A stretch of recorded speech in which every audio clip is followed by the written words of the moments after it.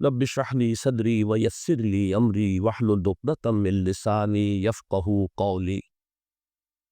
اللهم ربنا ألهمنا رشدنا وأعذنا من شرور أنفسنا. اللهم ارحمنا بالقرآن العظيم. اللهم اجعله لنا إماما ونورا وهدى ورحمة. اللهم ذكرنا منه ما نسينا وعلمنا منه ما جهلنا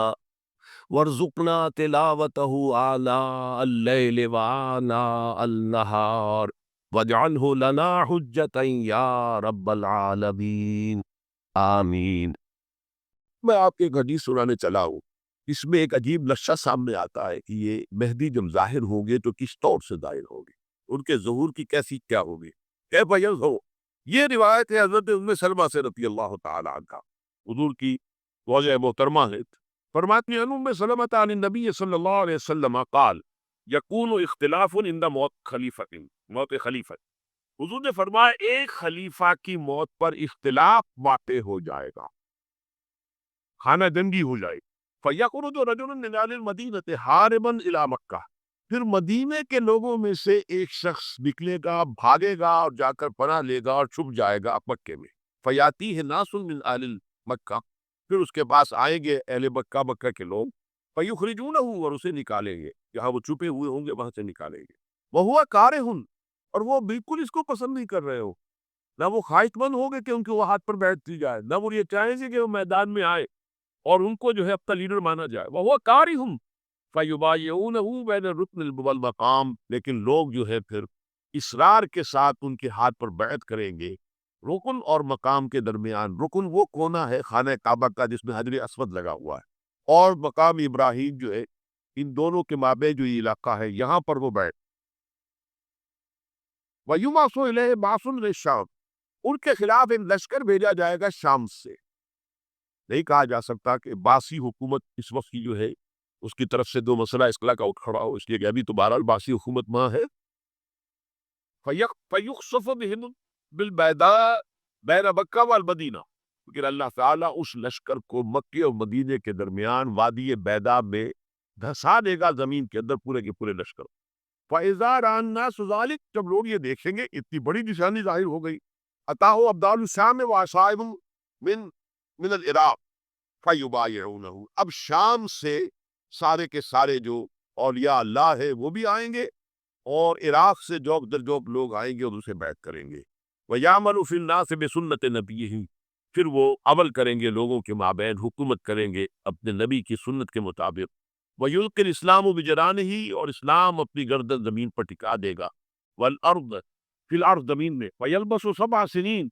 پھر وہ 70 برس تک حکمران رہیں گے، 7 برس تک حکمران رہیں گے، ثم یتوفا، پھر ان کا انتقال ہوگا، ویصلی علیہ المسلمون، اور مسلمان ان پر نماز پڑھے۔ یہ جو میں نے آپ کے سامنے نقشہ کھینچا ہے،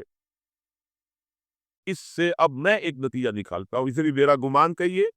اختلاف بھی کر سکتے ہیں آپ، اگر تو وزنی سمجھے تو قبول بھی کر سکتے ہیں۔ وہ یہ ہے کہ میرے نزدیک شاہ فہد کے انتقال پر لامحالہ یہ صورتحال پیدا ہو جائے۔ ولی عہد وہاں ہے عبداللہ بن عبدالعزیز، امریکہ کو وہ پسند نہیں کرتے اور امریکہ انہیں پسند نہیں کرتا، یہ بالکل تش تش باندھ دیتے ہیں۔ امریکہ نے لازماً جس طریقے سے اپنے پنجے گاڑے ہیں سعودی عرب کے اندر، اپنا فوجی اڈا بنایا ہو، وہ آسانی کے ساتھ وہاں سے اپنے پنجے ہٹانے کے لیے تیار نہیں۔ ایک حدیث میں آتا ہے قرن الشیطان، نجد سے شیطان کا سینگ برآمد ہوگا، وہ شیطان کا سینگ ہے، جو میزائل وہاں پر لگے ہوئے ہوں گے اس وقت، در حقیقت وہ سارے کے سارے جو ہے وہ شیطان کے سینگ ہے۔ بہرحال کوشش وہ کرے گا کہ جیسے کہ اس نے جارڈن میں کیا، کتنے عرصے سے وہاں شاہ حسین کا چھوٹا بھائی حسن جو ہے وہ ولی عہد کا، عین وقت کے اوپر آ کر، اور پتہ نہیں کیسی کیسی دوائیاں دے کر اسے لے کر آئے ہیں شاہ حسین کو، مرتے ہوئے کو تھوڑی دیر زندہ رکھنے کے لیے، اور وہ تبدیلی کروا کر یہ وہ واپس لے گئے۔ یہ معاملہ ہوا ہے، تبدیلی کروا دی، وہاں تو ہو گئی آرام سے، کوئی بات نہیں۔ بحرین میں بھی غالباً ایسا ہی معاملہ ہوا ہے، واللہ عالم، مجھے یاد پڑتا ہے کہ وہ چاہتے ہیں کہ ہمارا پسند کا آدمی آئے۔ اگر سعودی عرب میں یہ کام کیا گیا تو اس کا دامن نتیجہ ثابت ہے، اس لیے کہ وہاں کی روایت کی بڑی سخت ہے، بڑی پختہ ہے۔ پھر یہ کہ وہاں جو ہے امیر عبداللہ جو ہے، تو وہاں پر اگرچہ سپہ سالار وہ نہیں، کمانڈر ان چیف وہ نہیں، کمانڈر ان چیف تو کوئی اور ہے، لیکن الحرس الوطنی جو ہے نیشنل گارڈ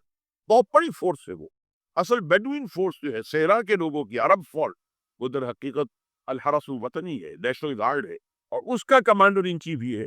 امیر عبداللہ۔ تو لازماً یہ شکل جو ہے پوری ہو کر رہے گی۔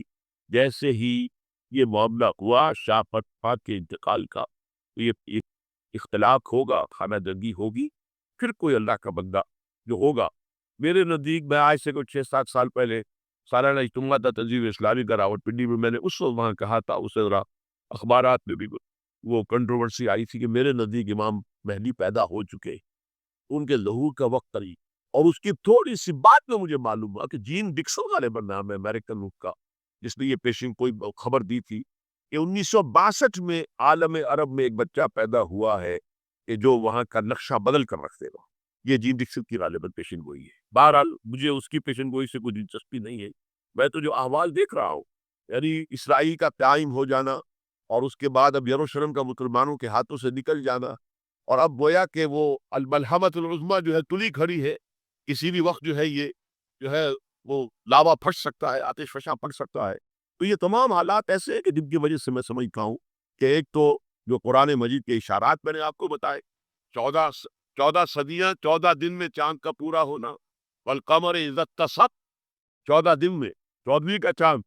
اسی طرح یہ 14 صدیوں کے بعد یہ صدی جو 15ویں صدی ہے، یہ در حقیقت ظہور امام مہدی کی صدی ہے۔ لیکن یہ کہ امام مہدی کی حکومت قائم کرنے کے لیے کون لوگ آئیں گے؟ عرب جو ہے وہ اندر سے کھوکھلے ہو چکے، عیاشی میں، دولت میں، پیسے، دولت، پیسہ،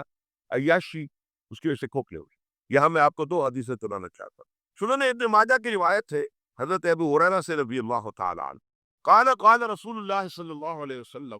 اذا بقات الملاہی بعث اللہ بعثا من الموالی اکرم العرب فرس واجودہ سلاحا یوید اللہ بہم الدین، رواہ ابن ماجہ عن ابی ہریرہ رضی اللہ تعالیٰ عنہ۔ جب ملاحم کا دور شروع ہوگا تو اللہ تعالیٰ اٹھائے گا ایک لشکر یا لشکروں پر لشکر موالی میں سے۔ موالی کون؟ عربوں نے جب فتح کیا تھا اس پورے علاقے کو خلافت راشدہ کے دوران،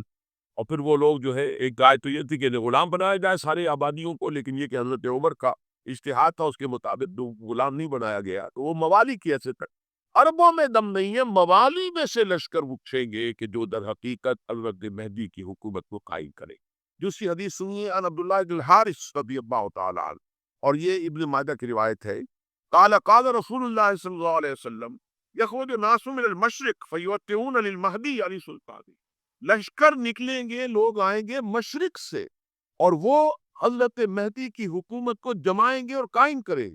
عبداللہ نوٹ کیجئے کہ جزیرہ نمائے عرب کے مشرق میں کون سے ملک ہیں؟ 3، ایران،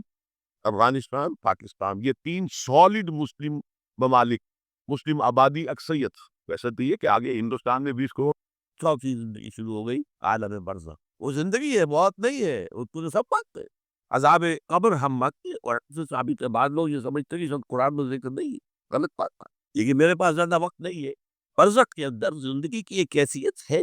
اس کے اندر جیسے کہ ہمارے یہاں بڑی ویسے شر نہیں ہے۔ حضور کی زندگی کیسی ہے؟ آیا ایسی ہی ہے جیسے دنیا میں تھی، یا اس سے کچھ مختلف؟ تو میں کہا کرتا ہوں دنیا کی زندگی تو اتنی اچھی زندگی نہیں ہے، حضور کو جو زندگی ہے عالم برزخ میں، اس کا تو ہم تصور بھی نہیں ہو۔ اس عالم برزخ میں فرق کہا گیا شہداء کو وَلَا تَقُولُوا لِمَنْ يُقْتَلُ فِي سَبِيلِ اللَّهِ أَمْوَاتٌ بَلْ أَحْيَاءٌ وَلَكِنْ لَا تَشْعُرُونَ، اللہ کی راہ میں شہید ہو جانے والوں کو اموات مت کہو، مردہ مت کہو، زندہ ہے، تمہیں اس کا شعور نہیں۔ ہمیں شہداء کی زندگی کا شعور نہیں، پھر صدیقین اوپر ہے، پھر انبیاء ان کے اوپر ہے، پھر رسول ان کے اوپر ہے، سب سے اوپر خیر المرسلین ہے۔ کیا زندگی ہوگی، ہم کیا تصور کر سکتے؟ ما لا عین رات ولا اذن سمعت ما خطر على قلب، بھارت پھر یہ چوتھی زندگی آ گئی، پھر آئے گا، پھر سور پھونکا جائے گا، اور پھر فَإِذَا هُمْ قِيَامٌ يَنظُرُونَ، تو سب زندہ ہو کر دوبارہ کھڑے ہو جائیں گے۔ وہ یوم القیامہ ہوگا، کھڑے ہونے کا، اور اس سے ہمارا 5واں دور شروع ہو جائے گا، حیات اخروی۔ اچھا، حیات اخروی کے بارے میں ہمارا کیا ایمان ہے؟ کیا وہ کبھی ختم ہونے والی ہے؟ وہ تو ابدی ہے۔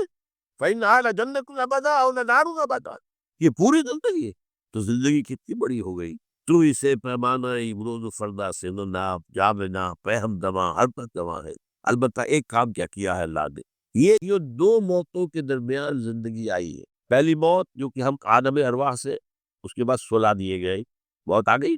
پھر اللہ نے زندہ کیا، پھر جو ہماری موت آنے والی ہے میری اور آپ کی، ان دو موتوں کے درمیان ایک زندگی کا حصہ کٹ گیا اس میں، یہ لمبا پروسیس، وہاں سے وہاں تک مبدا و معاد، انا للہ و انا الیہ راجعون، اس میں یہ چھوٹا سا ہماری زندگی میں سے حصہ کاٹ کر اسے ایک امتحانی موقع بنا، خلق الموت والحیات لیبلوکم ایکم احسن عملا، اس نے زندگی اور موت کو تخلیق کی ہے تاکہ تمہیں آزمائے کہ کون ہے تم سے اچھے عمل کرنے والا، یہ امتحانی یوسف اقبال نے خوب کہا ہے، ملزم ہستی سے تو ابرا ہے مانند حباب، اس زیاں خانے میں تیرا امتحان ہے زندگی، اب امتحان 3 گھنٹے کا بھی ہوتا ہے تو 30 سال کا بھی ہو سکتا ہے، یہ تو ایک کوانٹیٹیو ایلیمنٹ ہوا، امتحان ہے، ٹیسٹنگ از ٹیسٹنگ، یہ حیات دنیاوی امتحان ہے، ملزم ہستی سے تو ابرا ہے مانند حباب، اس زیاں خانے میں تیرا امتحان ہے زندگی، اس کے بعد جب ہمیں دوبارہ اٹھا لیا جائے گا، حساب کتاب ہوگا، آباد کا جزا و سزا کے فیصلے ہوں گے، اور پھر یہ جنت اور یہ دوزخ، وَإِنَّهَا لَجَنَّةٌ الْأَبَدَىٰ أَوْ لَنَارُ الْمَوْتِ، یہ حیات ایک ایمان باللہ اور ایمان بالآخرہ، ایمان بالآخرت کے ضمن میں پورے حیات انسانی کا ایک تصور جو ہے سامنے لانا درست۔ اب آئیے، میں نے کہا تھا تخلیق کے بارے میں کچھ باتیں آپ سے بتاؤں، یہ جدید سائنس کے حوالے سے بھی بہت اہم ہے، اور یہ قرآن کے حکمت اور فلسفے کی بدقسمتی ہماری یہ ہے کہ ہمارے جو فلسفی مسلمان ہوئے، ابن سینا ہو، فارابی ہو، جو متکلمین ہوئے جنہوں نے عقل سے کام لے کر قرآن کی تفسیریں کی ہے، امام راغب میں بہت بڑے مقام پر ہے، اور ہے بہت کچھ صوفی مزاج، صوفی ہے، فلسفی ہے، ان سب نے اپنی زیادہ تر گفتگو کا دار و مدار یونانی حکماء اور فلاسفہ کی بات پر، سقراط اس کا شاگرد تھی، افلاطون اس کا شاگرد، ہمارے متکلمین، ہمارے فلاسفہ سب ارسطو کے شاگرد، ہمارے صوفیہ اکثر و بیشتر افلاطون اور پروٹائنس، فلاطینوس ان کے ساتھ، لہذا مولانا روم نے بڑا شکوے کے انداز میں کہا تھا، چند خانی حکمت یونانیہ، تم کب تک یونانیوں کی حکمت پڑھتے رہو گے، یونانیوں کا فلسفہ پڑھتے رہو گے، یونانیوں کی میٹافزکس، یونانیوں کی منطق، چند خانی حکمت یونانیہ، حکمت قرآنیہ راہم بخواہ، کبھی ذرا قرآن مجید میں جو حکمت دی گئی ہے، جو فلسفہ دیا گیا، جو حقائق بیان کیے گئے، کبھی ان پر توجہ، اللہ تعالیٰ توفیق دے۔ میری دلی آرزو ہوگی کہ آپ میں سے جو ذہین لوگ ہیں، ظاہر بات ہے کہ یہ میدان ہر شخص کا نہیں، حضور صلی اللہ علیہ وسلم کا جو افرادی انفرادی سطح پر انقلاب برپا کرنے کا پروسیس ہے، 4 الفاظ ہے اس میں ٹاپ پر آتا ہے حکمت، یتلو علیہم آیاتہ یزکیہم ویعلمہم الکتاب والحکمہ، یہ تعلیم محمدی صلی اللہ علیہ وسلم، تربیت نبوی صلی اللہ علیہ وسلم، اس کی سب سے اونچی منزل ہے تعلیم ہے، ظاہر بات ہے کہ ہر شخص اس کا اہل نہیں ہوتا، یہ اللہ تعالیٰ نے ظاہر بات ہے سب کو ایک جیسا نہیں بنایا ہے، جسمانی قوتوں کے اعتبار سے بھی فرق و تفاوت ہے، ذہنی صلاحیتوں کے اعتبار سے بھی فرق و تفاوت، جن لوگوں کے اندر یہ فلسفہ اور حکمت کا ذوق ہو وہ اس معاملے میں آئیں، سوچیں، پڑھیں، میری یہ چند باتیں ہو سکتا ہے کہ ان کے لیے چشم کشا ثابت، وہ کتاب اس وقت میری جو ہے ایجاد الدائے عالم، وہ آؤٹ آف پرنٹ ہے، موجود، انشاءاللہ جلدی ہی پرنٹ کروا لیں گے دوبارہ۔ دیکھیے تخلیق کا مرحلہ اول عالم امر ہے، اللہ کا ایک حکم کن، انما امرہ اذا اراد شیئا ان یقول کن فیکون، اس کن سے ایک نور پیدا ہوا ہے، ویری سٹل، لطیف، حرارت کو نہیں، خود کو، یہ نور اللہ، یہ پہلی شے ہے جو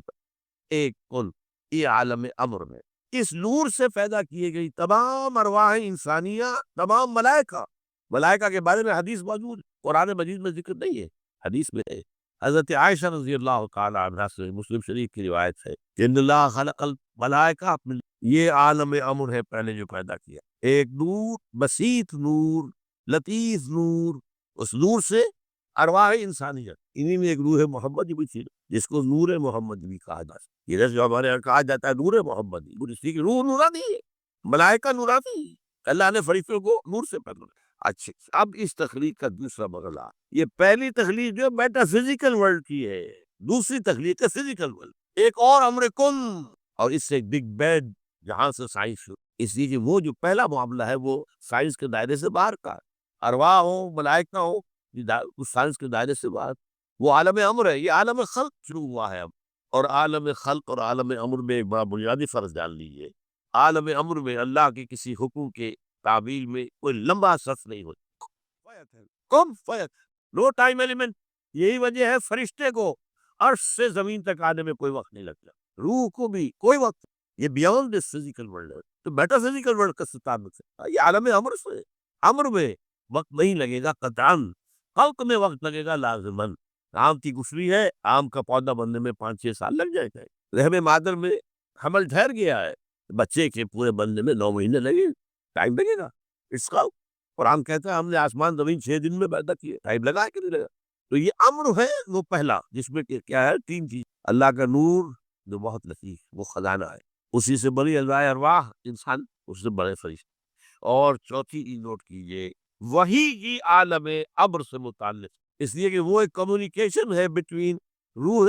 انسانی یا روح نبوی اور روح القدس۔ جبرائیل کون ہے؟ فرشتہ۔ روح محمدی یہ بھی نوری وہ بھی نوری، یہ ان دونوں کا کمیونیکیشن ہے، لہذا اس کا تعلق بھی عالم خلق سے نہیں ہے، عالم امر۔ بہت پیارا شعر کہیں کہا ہے، کس کیفیت میں کہا ہے میں نہیں سمجھ سکتا، نغمہ وہی ہے نغمہ کی جس کو روح سنے، اور روح محمدی نے سنا ہے، اس کان سے نہیں سنا، حضور نے نوٹ کر دیجیے، کبھی پڑھیے، حقیقت وہی نامی کتاب مولانا سعید احمد